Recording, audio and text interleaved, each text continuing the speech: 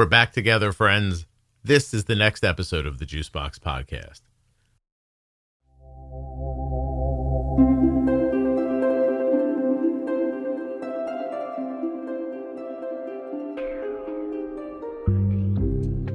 Becky is 53. She's the mother of a 21-year-old type 1 who also has high-functioning autism. Her daughter was diagnosed in 2023. The education they got at the hospital wasn't great, and the way they found the podcast is a story in and of itself.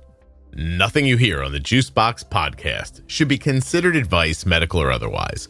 Always consult a physician before making any changes to your healthcare plan.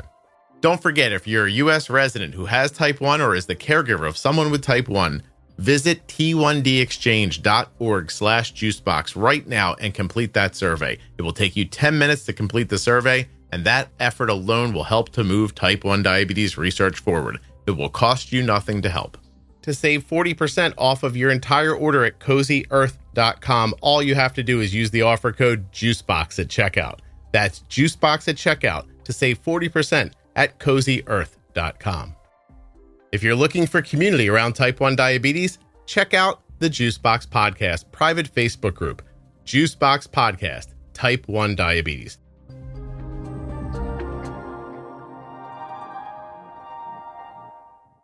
This episode of the Juicebox Podcast is sponsored by the continuous glucose monitor that my daughter wears, the Dexcom G7. Dexcom.com/juicebox. Get started today using this link. The episode you're about to listen to was sponsored by Touched by Type 1. Go check them out right now on Facebook, Instagram, and of course at touchedbytype1.org. Check out that programs tab when you get to the website to see all the great things that they're doing for people living with type 1 diabetes. Touchedbytype1.org. Hi, my name's Becky, and I have a 21-year-old daughter named Kara who was diagnosed July 5th of 2023. July 5th, 2023. Oh, my goodness. Just about a year ago. Yeah, almost a year. Okay, and she's 21 now. She's 21 now. She was 20 at the time. So I'm not going to stretch this part out too long. You don't usually get a mom on to talk about their adult child, but there's a reason for this, right? Yes. Okay. So my daughter is on the autism spectrum. She's high functioning. Yeah, when you say adult, she's definitely adult by age, but not quite there where she can really be by herself at this point. Still needs a lot of guidance. Okay. And what made you want to come on the podcast?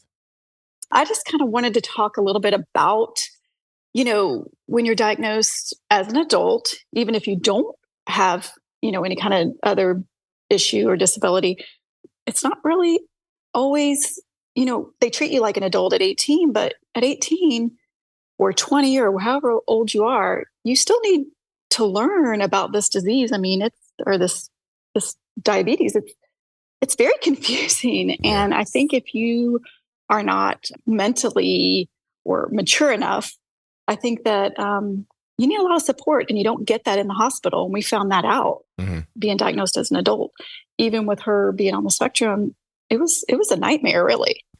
I think that one of the reasons that people like the podcast or the way I talk about diabetes is because the way I talk about it is set up so that Arden can understand it without understanding it. Correct. Because she's she's 20 and Arden's a bright, thoughtful person, etc. But if you really pin her down about diabetes, she's like, I don't know. And she manages a low 6A1C at college by herself. That's amazing. Yeah. And it's all just because I don't know. I've t-shirt sloganed her life the way I've done the podcast. I'm like, pre-bolus and don't get high, and she's like, well, how do I not get high? I'm like, just don't get high. Like bolus so you don't get high. And if you get high, bring it back down real quick. But don't get too low. So you're gonna have to stop it before it gets back down. There's nothing technical about it.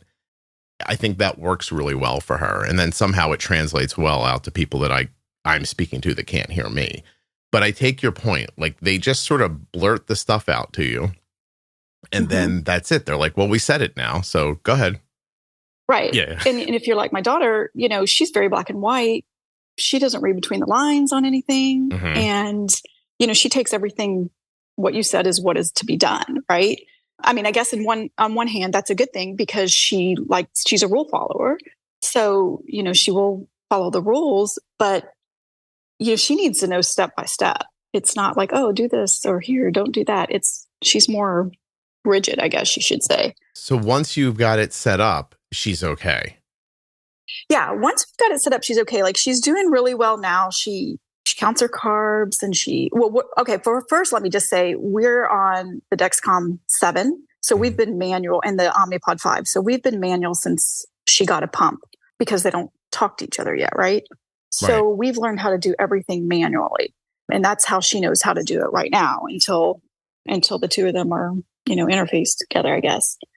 So she's good about, counting carbs, putting it in the PDM. Is still getting to the point where if she starts heading up, we still have to step in and go, hey, you're getting up. You probably should give yourself some more insulin, catch it before it gets too high. And she's getting better about that. I think a little bit in her mind, she says, okay, I gave my insulin for this amount of carbs. This is what I gave. I'm good. She expects it to work. Right. Yeah. She did the work. She did what she was supposed to do. So it's all of that, hey, it's heading up. And she is getting better about that now. Like I give her props. Like she, pretty much during the day, we don't really bother her. She handles it all during the day pretty good, unless she stayed high for a while. Then we might say, hey, you've been high for a while. Like you probably need to, give yourself some insulin. And she'll usually say, hey, I've already done it. It's just not coming down. I'm not sure why. Mm-hmm. So yeah, for us to be just a year in and her to be on the spectrum, she's doing amazing, I think. Yeah. No, it sounds like it. Like, so what happened in the very beginning that made you feel like, oh gosh, here are the problems? What was happening that made you go, there's insufficiencies in what we're doing? The Dexcom G7 is sponsoring this episode of the Juicebox Podcast, and it features a lightning fast 30-minute warm-up time. That's right. From the time you put on the Dexcom G7 till the time you're getting readings, 30 minutes. That's pretty great. It also has a 12-hour grace period, so you can swap your sensor when it's convenient for you. All of that on top of it being small, accurate, incredibly wearable, and light. These things, in my opinion, make the Dexcom G7 a no-brainer. The Dexcom G7 comes with way more than just this. Up to 10 people can follow you. You can use it with type 1, type 2, or gestational diabetes. It's covered by all sorts of insurances. And this might be the best part. It might be the best part. Alerts and alarms that are customizable so that you can be alerted at the levels that make sense to you. Dexcom.com/juicebox. Links in the show notes. Links at juiceboxpodcast.com to Dexcom and all the sponsors. When you use my links, you're supporting the production of the podcast and helping to keep it free and plentiful. I was looking for a way that we could all get nice and tan and meet each other and spend some time talking about diabetes. How are we going to do that? On a Juice Cruise. Juice Cruise 2025 departs Galveston, Texas on Monday, June 23rd, 2025. It's a 5-night trip through the Western Caribbean, visiting, of course, Galveston, Costa Maya, and Cozumel. I'm going to be there. Erica's going to be there, and we're working on some other special guests. Now, why do we need to be there? Because during the days at sea, we're going to be holding conferences. You can get involved in these talks around type 1 diabetes, and they're going to be Q&As. Plenty of time for everyone to get to talk, ask their questions, and get their questions answered. So if you're looking for a nice adult or family vacation, you want to meet your favorite podcast host, but you can't figure out where Jason Bateman lives, so you'll settle for me. If you want to talk about diabetes, or you know what? Maybe you want to meet some people living with type 1, or just get a tan with a bunch of cool people. You can do that on Juice Cruise 2025. Space is limited. Head now to juiceboxpodcast.com and click on that banner. You can find out all about the different cabins that are available to you and register today. Links in the show notes, links at juiceboxpodcast.com. I hope to see you on board. Well, I mean, I think it just started with the whole hospital setting. We went into the hospital. So I'll give you a little backstory. So she had been complaining of, and I didn't know much about diabetes. I do have a girlfriend whose son was diagnosed when he was 12. And I just vaguely remember her saying that he drank a lot of water and that he was fatigued a lot when they had found out. So that kind of was somewhere in the back of my mind. But she had been complaining of stomach ache for like 3 months. She'd been complaining of her stomach hurting, and she had randomly thrown up a couple times. But she had just started working at my husband's company, and she was working in the warehouse, and it's hot. We live in Florida, so it's very hot. Yeah. She was drinking tons of water. She was coming home fatigued. She was losing weight. But to be honest, I was contributing all of that to her being in the warehouse, because she went from this kind of sedentary, didn't do a lot, to being in this hot warehouse. So I was just kind of attributing it all to that. So finally I took her to the pediatrician, and I was like, she's complaining of her stomach hurting. It's been going on for a while. I don't know what's going on. They were just kind of like, and so backstory, my daughter is deathly afraid of needles. Like, we couldn't even prick her finger, like when she would go for for her normal, checkups, trying to give her a vaccine or any kind of shot. Holding her down, screaming, craziness, right? It was just crazy. Okay. So when we went to the doctor, she didn't prick her finger or anything. She just said, she probably has acid reflux.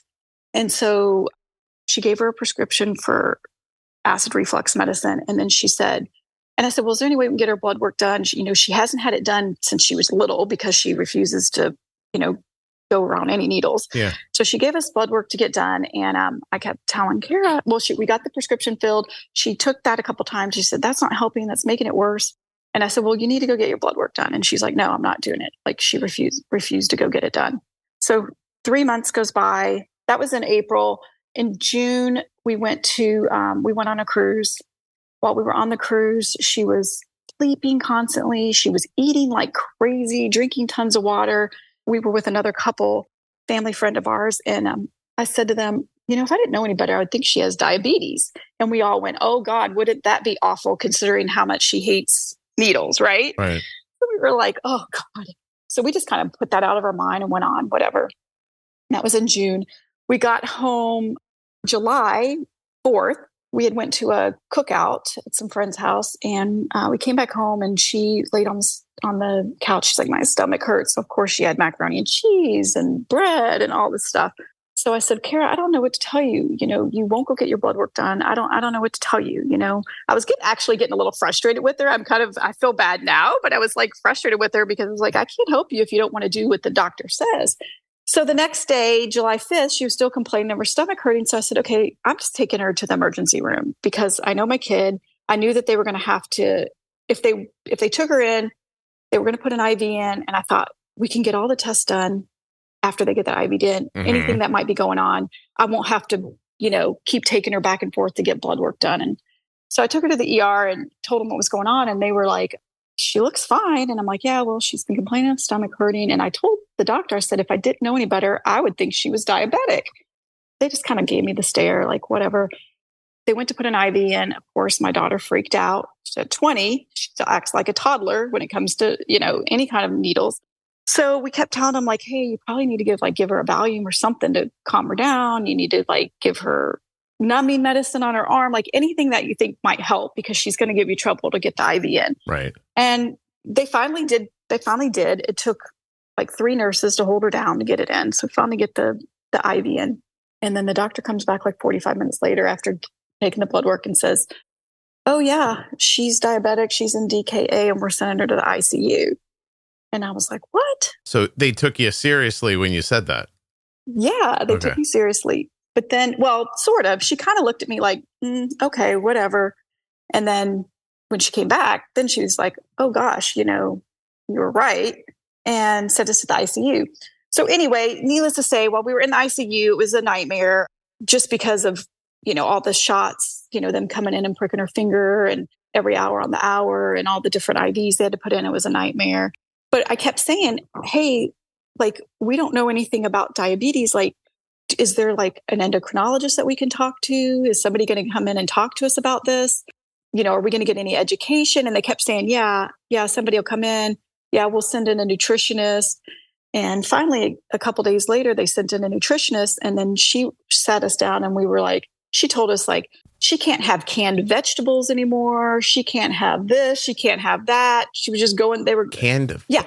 Actually, canned vegetables. Becky, can you give me a second here? Sure. I'm going to ask a question. Don't be insulted, sure. Okay? No. Are you nervous? A little bit. Do you have ADHD? I do not. Okay. I'm going to tell you why. Am I speaking really fast? I don't know what the we're talking about. Gosh. Okay. That does not happen to me that often. You're doing that thing that, have you ever seen Donald Trump's speeches in writing? No. He starts and stops and starts and stops and starts and stops. Like he'll go like, I don't know exactly what he'll say, but he'll be like, I'm here today to talk about this dog. Actually, my wife, she had a cat. And then you're like, we love pets. When I say we, I mean my husband. I'm like, what the was the first thing he was going to say? And then, but when you hear it, it sounds right. Like, I know that's a weird thing. Like it's a bombastic example, but when you listen to him, you go like, I know what he's saying. Like I understand what he's trying to say. But if you look at it in writing, it's disheveled at best. And I feel like you're jumping around like that. I feel like we're on a roller coaster and watching Pulp Fiction at the same time. And Vincent Vega's alive. He's dead. He's alive. He's dead. He's alive. He's dead. I don't like, if I asked you one question. Yep. I asked you, what has happened that made you feel like what you were doing is insufficient? Do you think we've answered that question? I guess not what not so much what I'm doing is insufficient. I think the education that we received, or the lack of education that we received when we were in the hospital, because she was diagnosed as an adult. Right. I hear on your podcast a lot that people that, the kids that are diagnosed younger, they're at these children's hospitals and, they get all this education, or a lot more education. I see what you're saying. So because she was an adult. Nothing. Yeah, because she was an adult, but she doesn't absorb things like an adult. Correct. She got that crappy adult hospital education that we hear about so much. They're talking to her, but the truth is you basically are the one that's going to have to still understand it. And Correct. It's very incomplete. And then you go home. Okay. Correct. I'm happy to go back to that. We are so far into what I think is her diagnosis story that I want to keep going with it anyway, but I want to get you back to Sorry. Yeah. So I guess what I was trying to get to is, while we were in the hospital, we kept asking for education, and they knew that my daughter was on the spectrum, and we kept saying, we need to know what to do when we get home, but they kept speaking to her, obviously, because she was 20. And even though we have her sign a paper saying that, we have, rights to help her medically. Well, yeah, that's what I'm wondering. Like, no one ever just was like, hey, like pulled you aside and said, look, are we talking to you or are we talking to her? No. Okay. And so we kept saying, my husband and I kept telling them, like, hey, like, we don't know anything about diabetes. Like, we don't, we know you guys are coming in, they're pricking her finger, they're, coming in and giving her insulin shots. But nobody was really explaining. Like, I had no idea that, it was a carb count.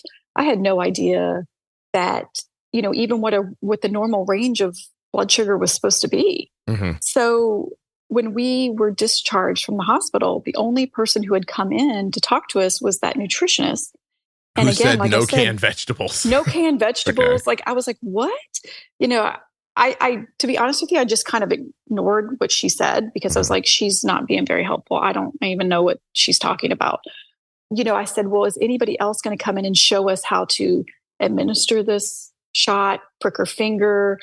Nobody ever came in and showed us how to do any of it until an hour before we were being discharged. I said, we're not leaving until somebody shows me how to do that. Like, I don't know what I'm doing. I mean, Luckily I have a little bit of a medical background. So I did know how to draw up, insulin into a syringe.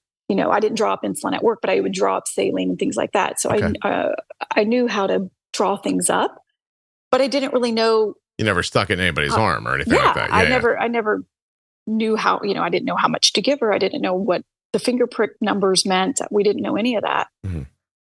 And so I was just really frustrated that there's not some sort of, I don't know, just a better practice around, younger kids, even though they're considered adults, 18 to whatever, that they I'm going to break some news to you here. There's not. So I know. I found that out. That does not exist for reasons that I belabored over and over again. I just did a Grand Rounds episode yesterday. I recorded one with like this fantastic person. And I was like, so how do we fix this? She's like, I don't know. And she was like really dedicated, had type 1, understood.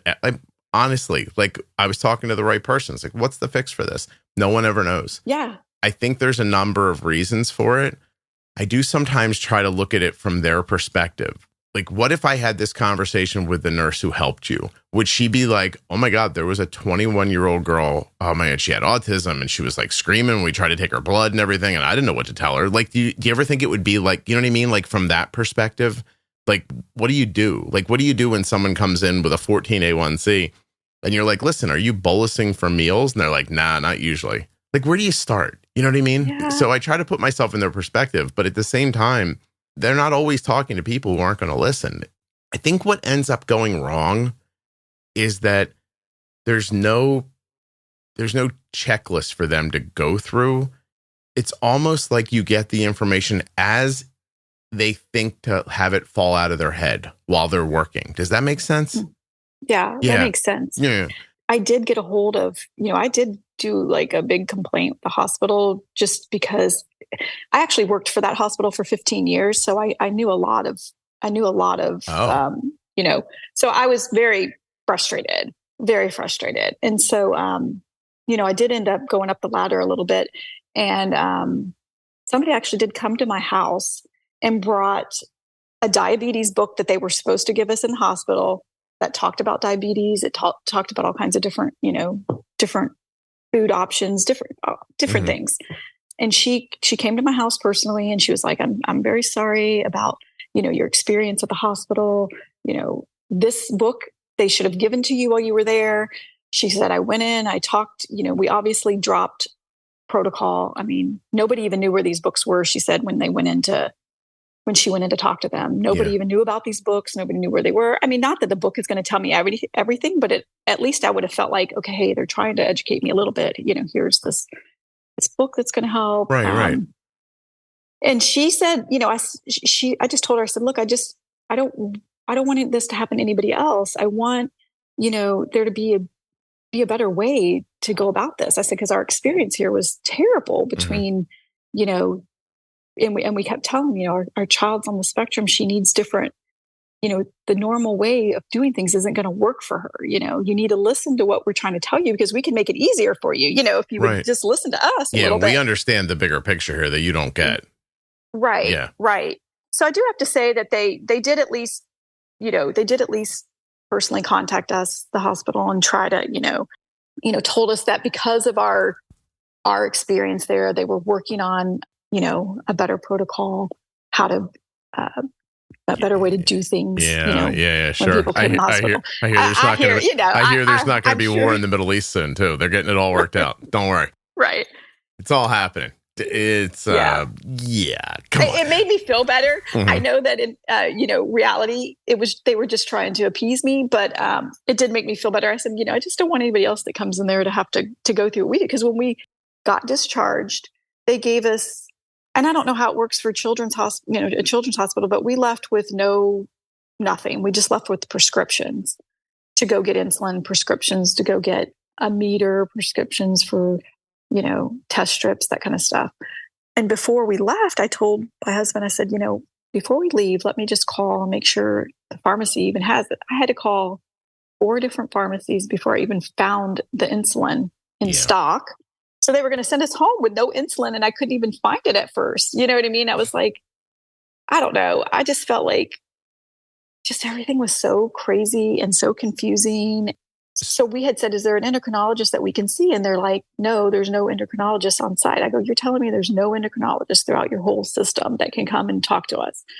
No, they don't do that. You have to make an appointment. One night when my husband was leaving and I was staying with Kara, he came upon an endocrinologist that was in the same building that we were in.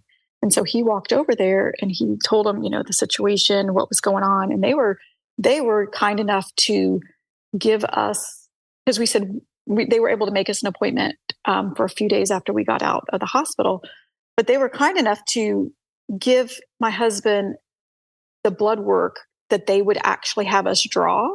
So they were able to do it in the hospital. So we wouldn't have to go take her again for another blood draw after we got out of the hospital to answer, whatever the endocrinologist wanted to look at.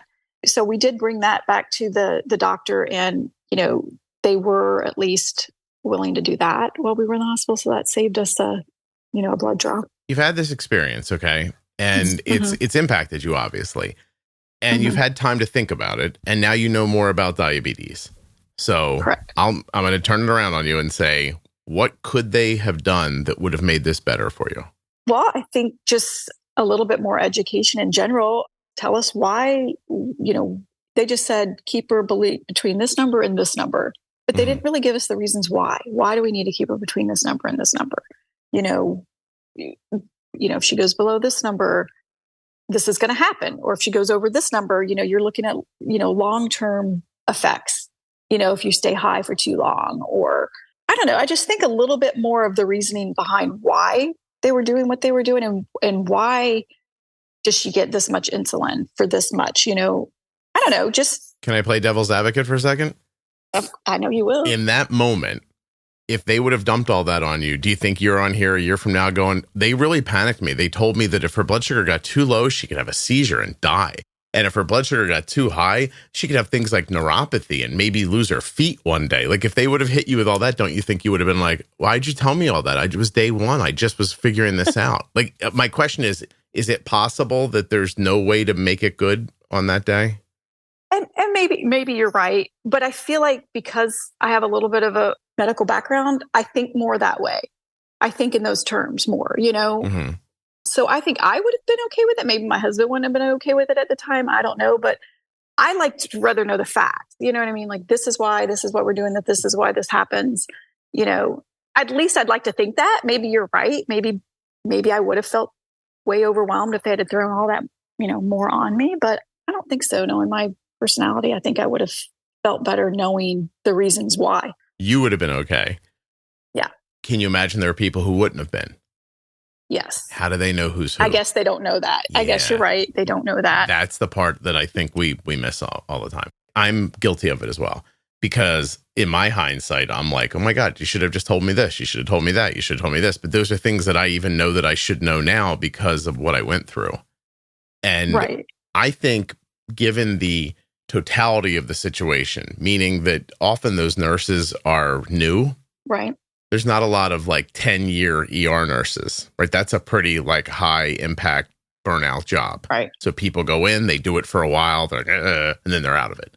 Go meet an ER nurse that's had a job for 5 years and they're going to be talking about I'd like to get a nice job at a pharma company. Pretty much what you'll hear them say, right? I want to move some paperwork around for the FDA. That's, that kind of thing. So you have newer people. They don't have diabetes. Their training doesn't teach them anything about diabetes. The stuff they're telling you, if you really think about it, is just the stuff they know. I know you want to keep it between these numbers. You're tell me why. They don't know why. Right. Yeah. No. I'm learning that now. Yeah. I didn't know that then. I didn't realize that they weren't, educated enough to know the whys. Right. I just assumed they did, and we just weren't being told. I mean, I know that now, mainly just from listening to your podcast. I mean, really, we've learned everything that we know from your podcast. Well, that's very nice. I appreciate that. And luckily enough, we found it very quickly. And that was a weird little story. The day we got home from the hospital, my husband and I were like, okay, we just need to get out of the house for a minute. We just need a break. And so we were going around our neighborhood. Wait, hold on. How many kids do you have? 3. But she's our youngest. She's your youngest. Okay. She's our youngest. And you've been raising her for 20 some years. Is there any chance that she's never going to not need you? No, I think at some point she'll be on her own. I mean, she works and drives and all of that. So it's just maturity level. She's got to get to a higher maturity level. Me too, Becky. But no. I'm still waiting for it to happen. but I mean, when you guys were let's get out of the house, were you do you ever have those? We've been in the hospital. Yeah. We've been sitting in the hospital, and then it was just so crazy the whole time we were in there because of just her freaking out over everything. And we were like, okay, we just need quiet, just peace and quiet for a minute. Mm-hmm. We're going to just go outside. And we were going around our neighborhood, and this lady was outside and her car hood was up, and my husband's like, oh, do you need help? And she's like, oh, my battery went dead. And so my husband went and got his truck. He was going to jump start her. And I stayed home, and he ended up telling her why, that our daughter had just got diagnosed, and their babysitter happened to be 19 and had diabetes. And my husband said, "Oh, do you think she would come over and talk to our daughter?" And so the next day, the girl came over and she's the one who told us about your podcast. Oh, no kidding. So, yeah, so we knew about your podcast within a couple of days of being out of the hospital. Oh, that's crazy. So I started, just binging, your pro tip series and just trying to listen to all of that. And that worked. And yeah, it worked. We knew nothing about pre-bolusing until I listened to that. We weren't told about pre-bolusing. I wasn't told about, try not to let it get over too high. The hospital was like 200, something in the 200s, keep it below that. Mm-hmm. And so after listening to your podcast, our first 3-month blood work draw, her A1C, we had her A1C to 5.1. Okay. Wow. Good for you.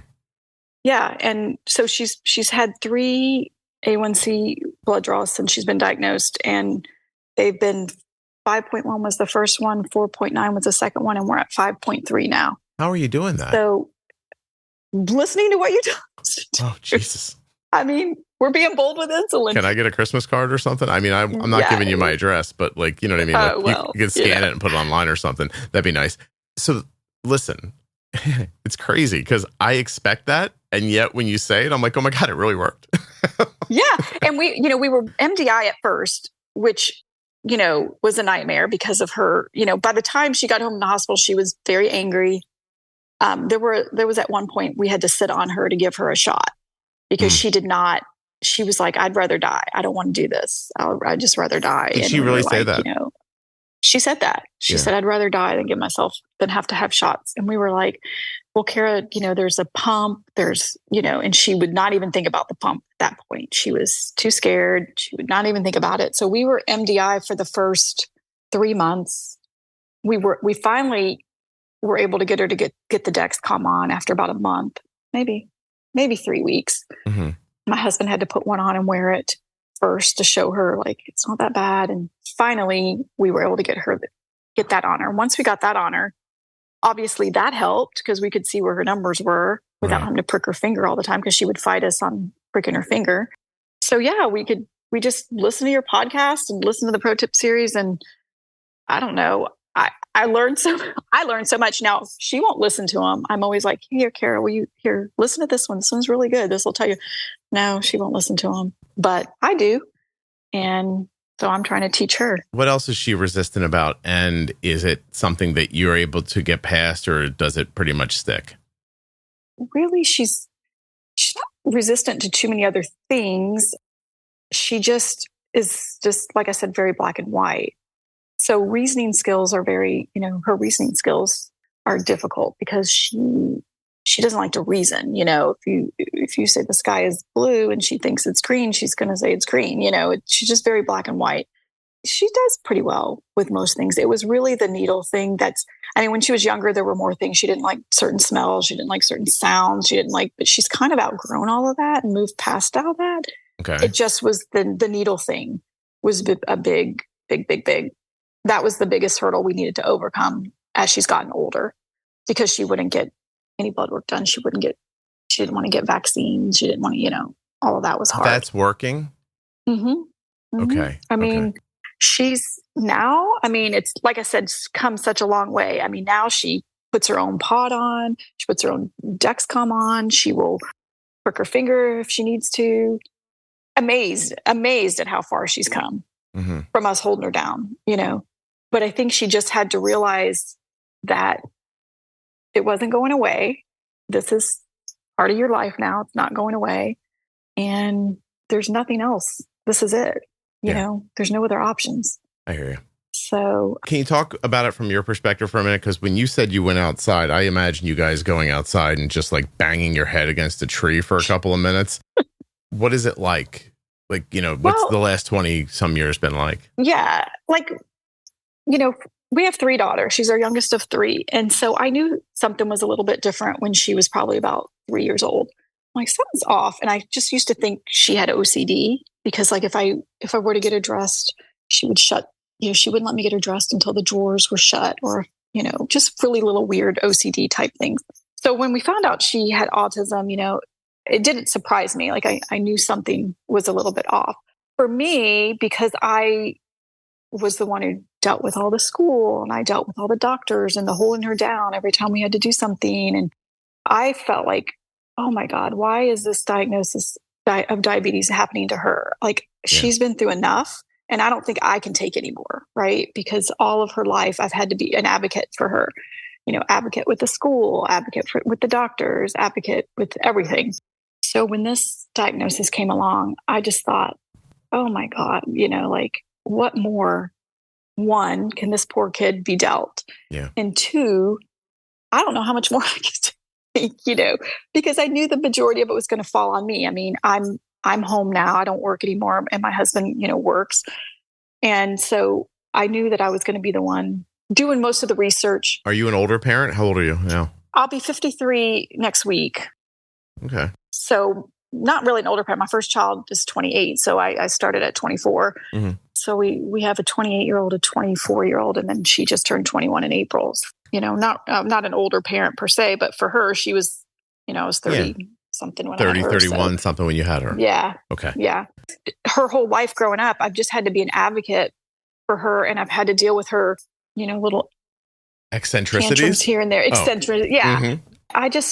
When this diagnosis came, I was just thinking, oh my gosh, we were finally at a point where my husband and I could leave. We could go away for the weekend. We could do, and she could be here home by herself because our other two daughters they don't live at home anymore. And so we could go and leave her. And then when this came along, I thought to myself, oh my gosh, I'm never getting out of this house. We're never going to be able to go and do anything because, but again, it's been a year. She does great. She handles everything by herself during the day. Mm-hmm. And just occasional prompting here and there. But it's the nighttime that we have issues with. I think she shuts down at night. I think she deals with it all day long. And then when she goes to bed at night, I think she just kind of shuts down. She doesn't wake up to the alarm. She doesn't want to deal with it. Right.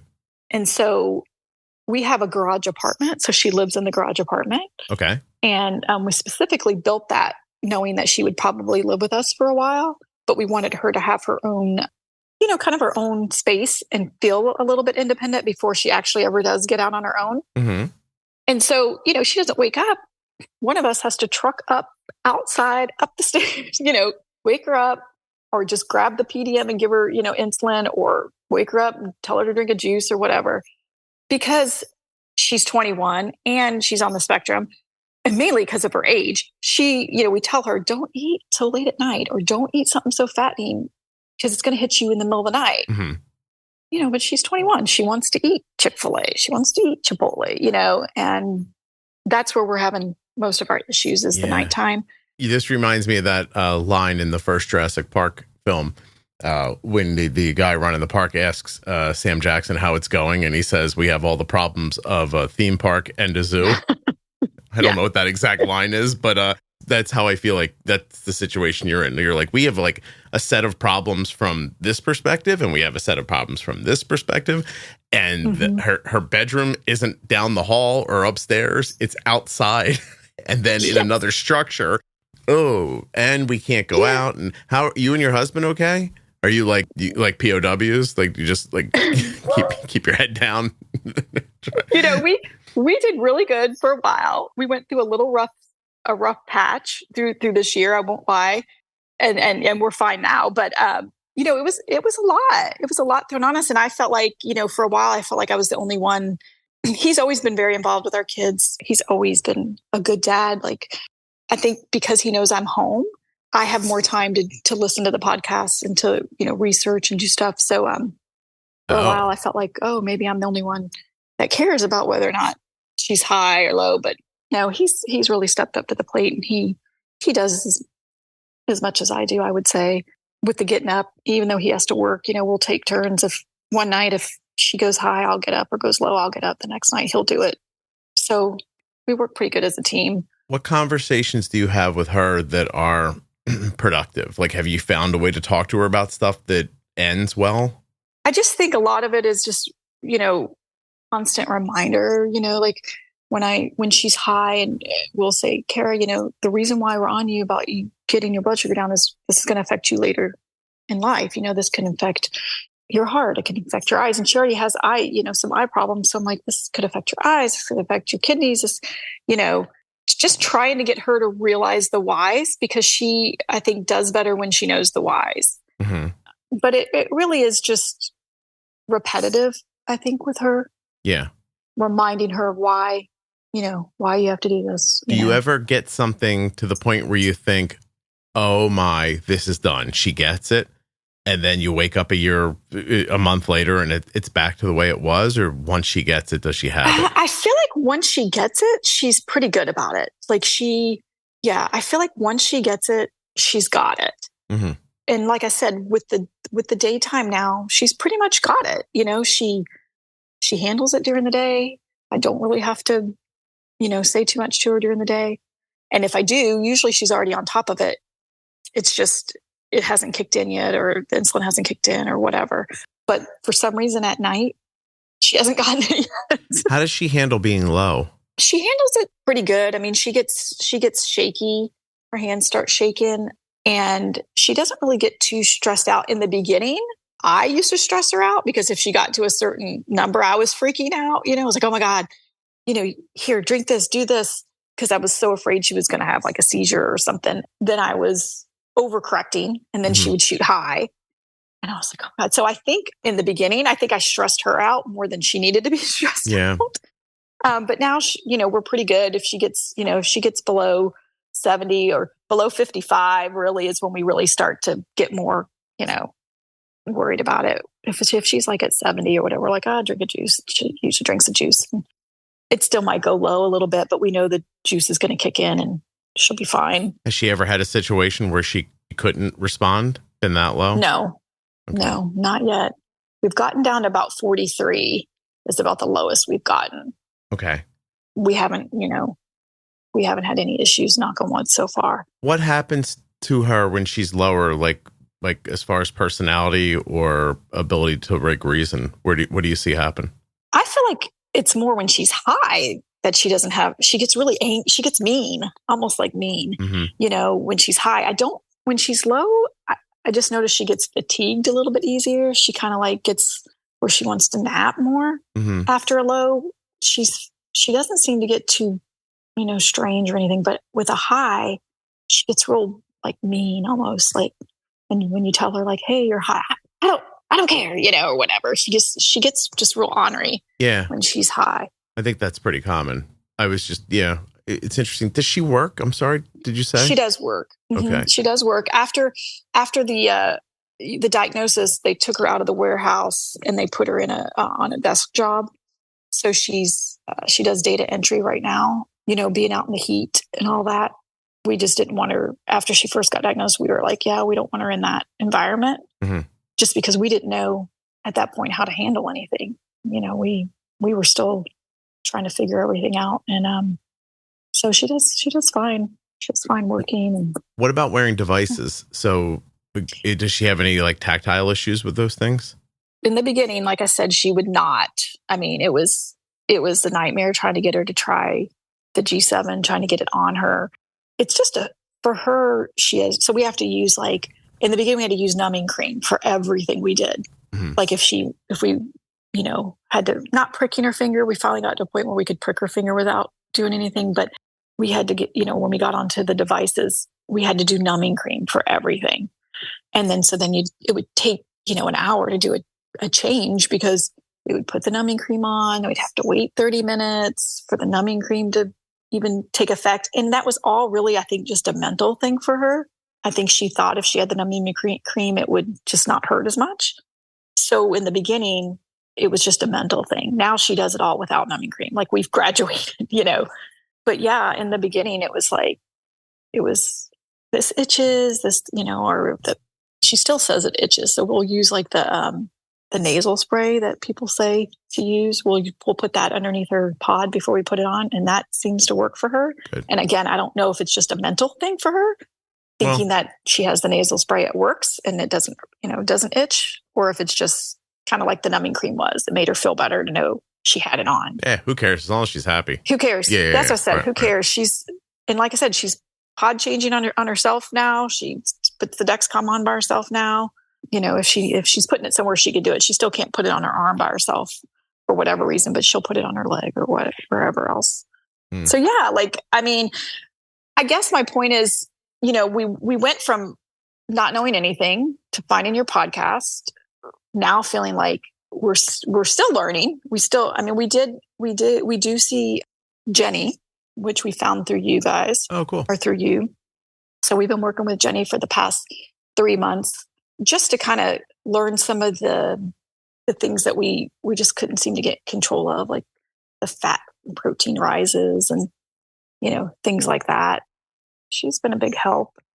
For any other moms out there that have kids that are on the spectrum, the spectrum's such a wide, there's such a wide variety of where a kid falls on the spectrum. We're blessed enough that she's high functioning. Now, I just feel for any other moms that are going through this, because if they have a child that's not as high functioning, I can't even imagine how they're dealing with it. What happens then? Yeah. I mean, have you even been able to wrap your head around, like I asked you before, do you think she'll be okay on her own one day? But do you think she'll be okay on her own one day with diabetes? It's definitely thrown a wrench into the, where I thought we were going to be. I do think she'll be able to be on her own someday and be able to control the diabetes. I mean, the first step is handling it during the day, and she's got that down. She's pretty good at that. Mm-hmm. If we can just get her through the night to realize that, and it doesn't happen every night, luckily enough, we don't have to get up every night with her, but on the nights that we do, if we can just get her to the point of self-care in the night, then I don't think she'll be too far off from living on her own, with a roommate, maybe with a roommate or something. I mean, I don't think totally alone, but. Don't let this scare you, but last night I got into bed and like an hour and a half later, Arden's blood sugar was going up and I'm like, what is happening? And she's home for school right now. And I looked and I'm like, why? This doesn't make any sense. Like I can see the algorithm like pumping insulin. I'm like, what's happening? So I look a little deeper and this pump has like been expired for 4 hours and it's getting ready to shut off like 4 more hours from now. Right. And I go in her room and I wake her up. I'm like, hey. And she goes, what? I'm like, you went to bed with a pump that's almost dead. And she went, oh. And so I said, right. So that's what you have to worry about, right? Yeah. So, I mean, so good luck is what I'm saying.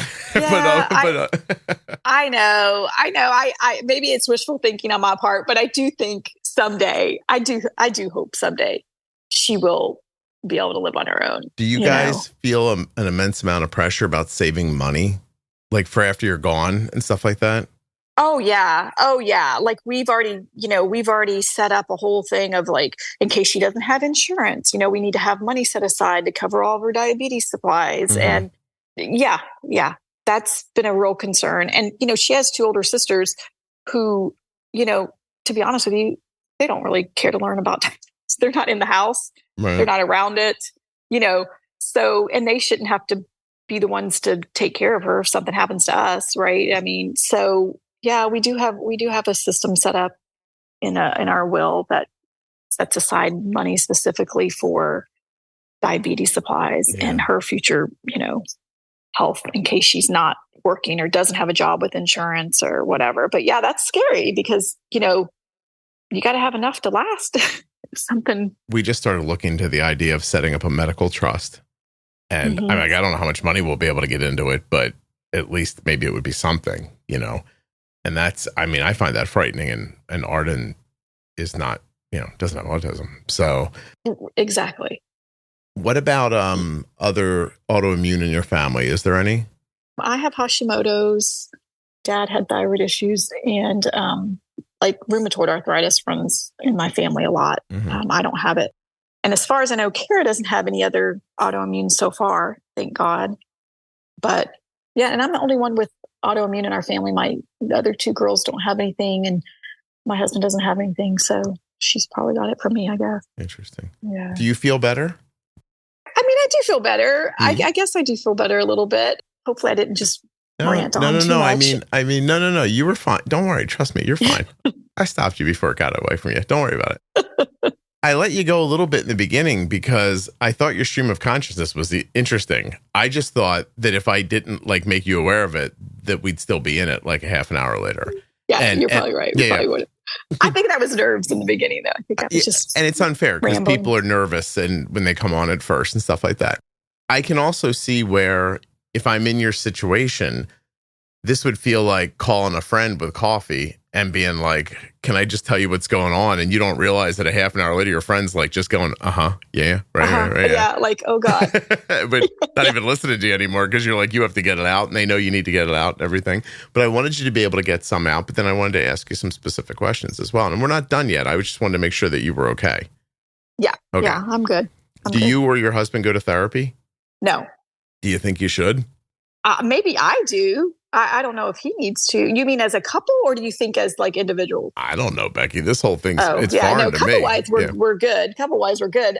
Individually, maybe I could probably use it. Even Kara could probably use it. But no, we haven't gone. More so since the diabetes or equally? Equally. I think equally. Because as she gets older, am I right? It seems to me like you're in this weird paradox where you're having an adult-child relationship and an adult-adult relationship at the same time. Mm-hmm. And then That's exactly right. Right. And then, good. Yeah, I was just going to say, she wants to be treated as an adult. She thinks she's an adult because of the number of her age, right? So she wants to be treated like an adult, but, she's just not there yet. So there's still just so many things I still have to just kind of step in and help with. How will you know when she's there? I don't know. To be honest with you, I don't know. Is there a fear that she'll get there and you won't know how to let go? Yes, because I am kind of an A-type personality. Get out of here. Seriously? So yeah, that could happen for sure. I mean, because she'll always say, I got it. If I'm saying something, I got it. But I'm like, I'm going to make sure she's got it, instead of just letting her do it. It seems to me that the worst mistake you could make is pushing to the point where it ruins your communication relationship. Yes. I don't want to do that. Yeah. Where she just writes you off and then legally can go do whatever she wants. That is a fear. Like I've talked to my husband about before. I'm like, she hasn't quite realized yet that she could just go and say, oh, F you, I'm leaving, Yeah. I don't have to listen to this, or you can't tell me what to do, Mm-hmm. She hasn't quite figured that out yet. So I'm lucky enough that she still kind of listens.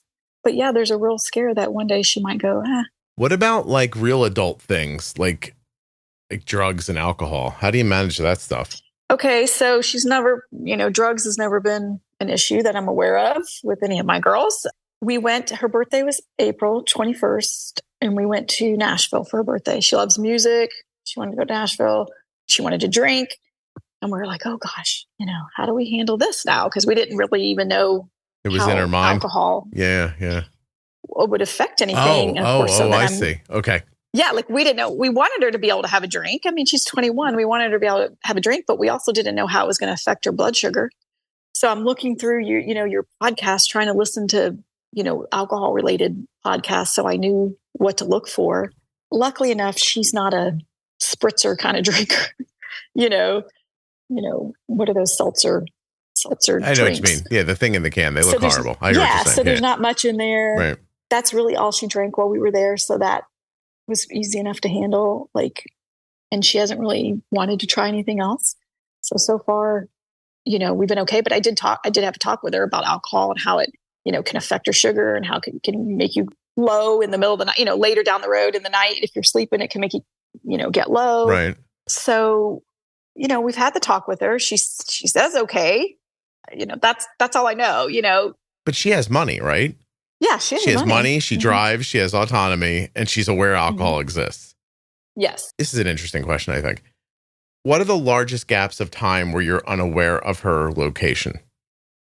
Not too much. There's not too many. I usually know where she's at most of the time. Okay. She doesn't leave work and then show up 2 hours later and you're like, hey, where were you? And she goes, nowhere. Well, yeah, sometimes she'll leave and I'll be like, where were you? Oh, I went to Target, But I do have a tracking app on my phone, so I can look to see where she's at if I really wanted to. But usually she'll tell me, hey, after work, I'm going to Target, or hey, after work, she has a boyfriend. I'm going over to boyfriend's house, whatever. Oh my God. I didn't even think about that. There's a boy?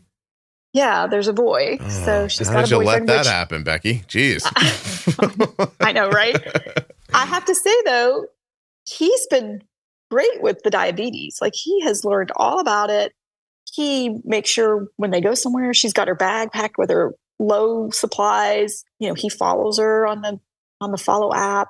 He's in a little group text with us. And so if she's low, he'll text and say, hey, she's good. She just drank a juice or something. Like they're both very good about keeping us, Does he have autism? informed. I would say there's something.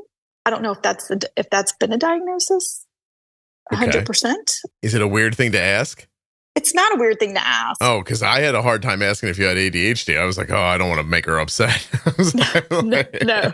Okay. No. That is when you get upset. Probably. I would say he probably does. I don't know 100% if he does or not. Do you think there's a moment when you'll look at him and go, I just know he likes all the weird things that she likes. So just assume. wait, what are some weird things that she likes? She's just really into, like she loves the Comic-Con stuff, the dress, anything that she can dress up.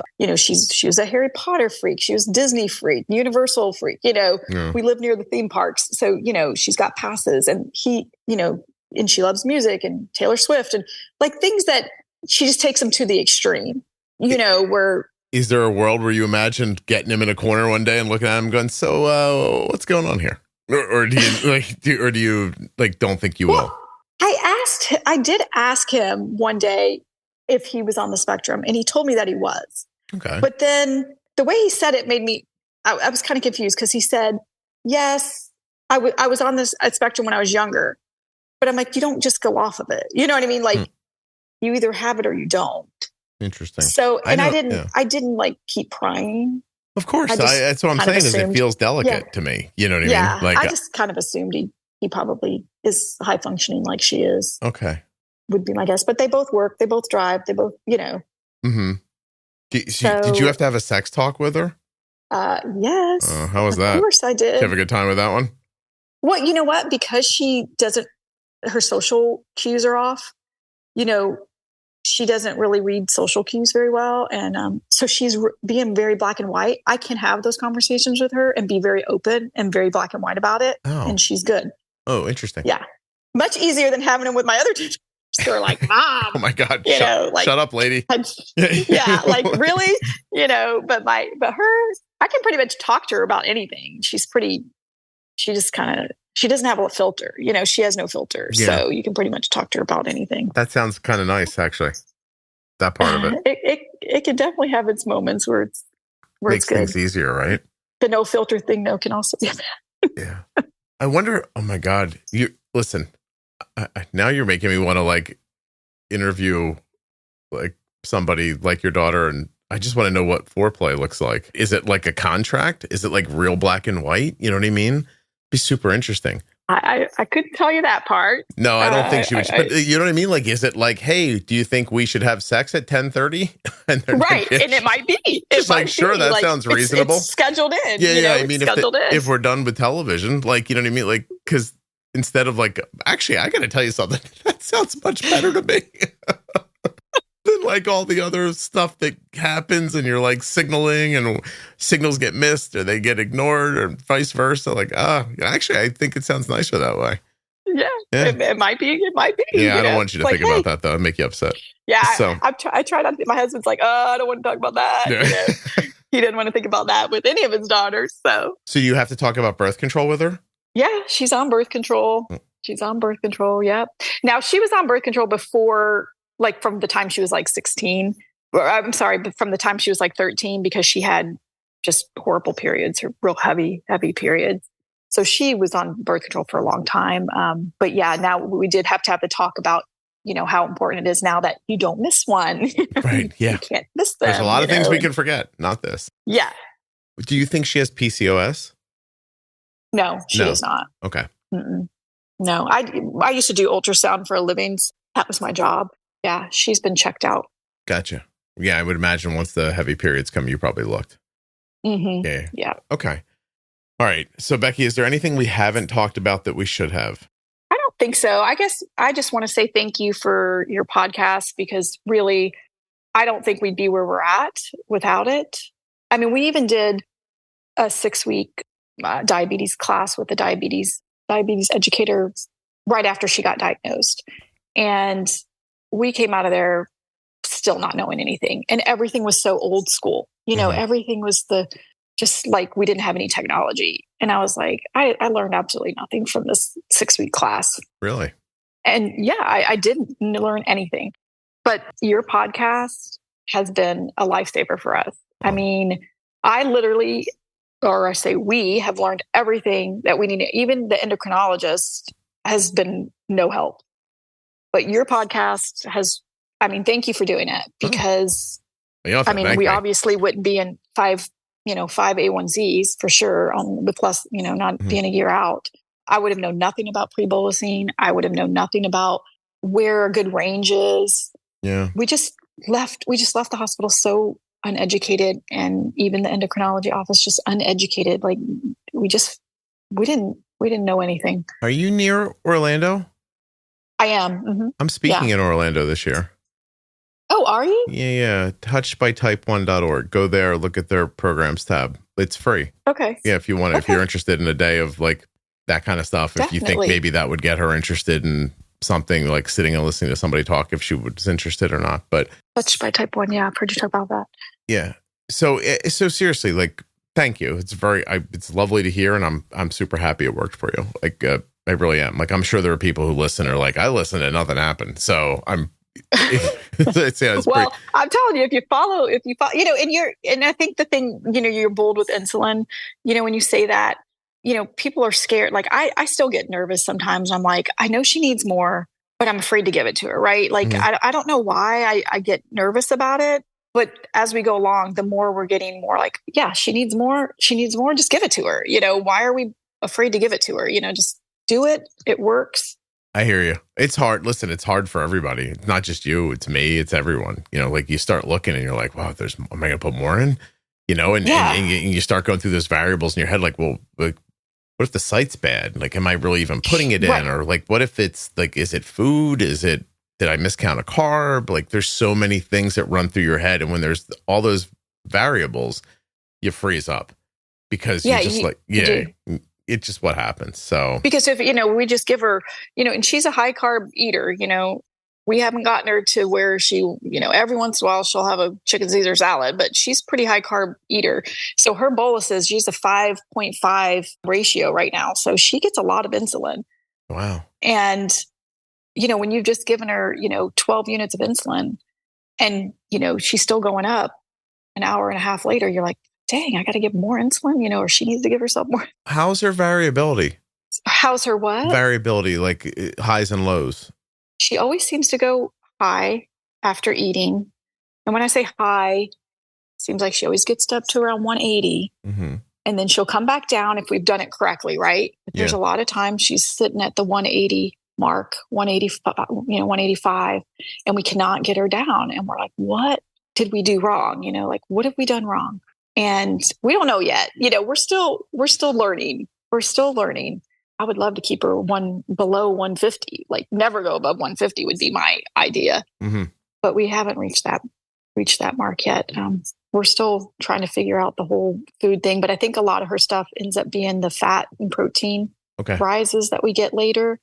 And the last thing I wanted to ask you, I'm so sorry, is that like your G7 and Omnipod 5, but your Omnipod 5 and manual, because at the moment Omnipod 5 doesn't work with G7, but are you going into automation once it does? I mean, we would like to, but now I'm kind of nervous about it because we have such tight control with our A1C right now, the way we're doing things. Yeah. Like I'm almost a little nervous about going into automation because I have heard that it's harder to keep as tight of control. Not as aggressive as you're being. Yeah, because we're pretty aggressive. I don't know. I mean, maybe for nighttime it might be good, but during the day, maybe she'd stay manual. I don't know. Interesting. Yeah. Well, I can't wait to find out that bridge when it gets there. I bet your whole life is we'll cross that bridge when we get there. Yeah, pretty much.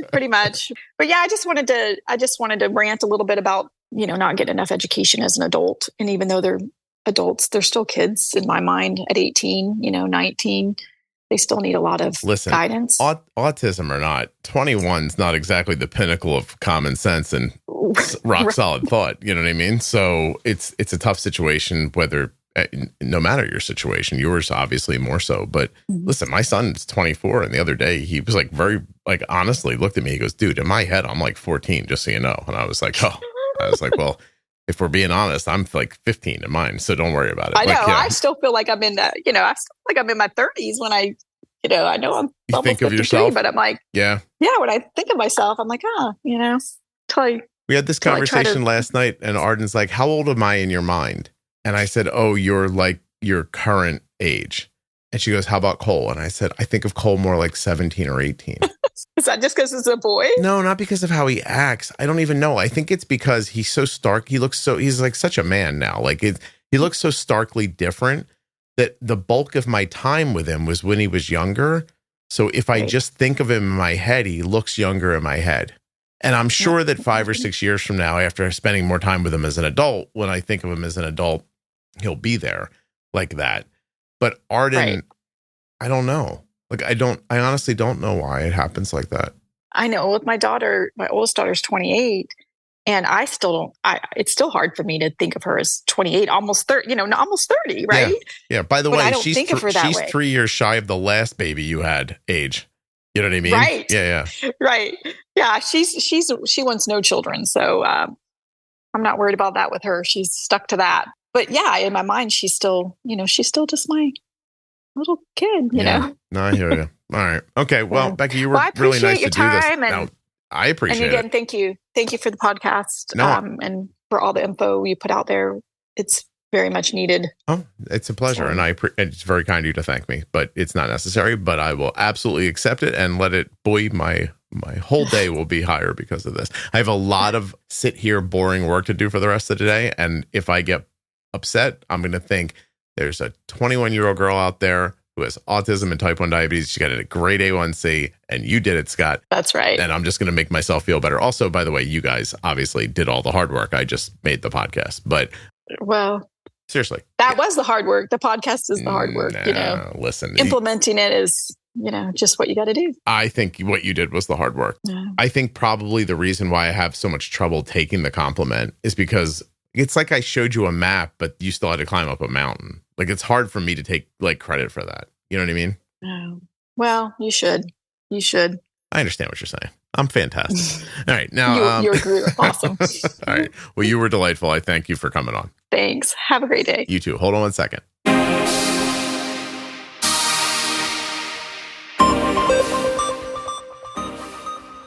A huge thanks to Touched by Type 1 for sponsoring this episode of the Juicebox Podcast. Check them out on their website, touchedbytype1.org, or on Facebook and Instagram. You can use the same continuous glucose monitor that Arden uses. All you have to do is go to Dexcom.com/juicebox and get started today. That's right, the Dexcom G7 is sponsoring this episode of the Juicebox Podcast. Tickets for the 2025 Juice Cruise are limited. I'm not just saying that, they actually are limited. We have a certain window to sell them in, and then that's it. Juiceboxpodcast.com, scroll down to the Juice Cruise banner, click on it, find a cabin that works for you, and register right now. You are absolutely limited by time on this one. I'm so sorry to say that. It sounds pushy, but it's the absolute truth. Juice Cruise 2025. I hope to see you there. We're going to get a tan, talk about diabetes, and meet a ton of great people who are living with diabetes. If you or a loved one was just diagnosed with type 1 diabetes and you're looking for some fresh perspective, the Bold Beginnings series from the Juicebox Podcast is a terrific place to start. That series is with myself and Jenny Smith. Jenny is a CDCES, a registered dietitian, and a type 1 for over 35 years. And in the Bold Beginnings series, Jenny and I are going to answer the questions that most people have after a type 1 diabetes diagnosis. The series begins at episode 698 in your podcast player, or you can go to juiceboxpodcast.com and click on Bold Beginnings in the menu. I can't thank you enough for listening. Please make sure you're subscribed or following in your audio app. I'll be back tomorrow with another episode of the Juicebox Podcast. The episode you just heard was professionally edited by Wrong Way Recording. WrongWayRecording.com.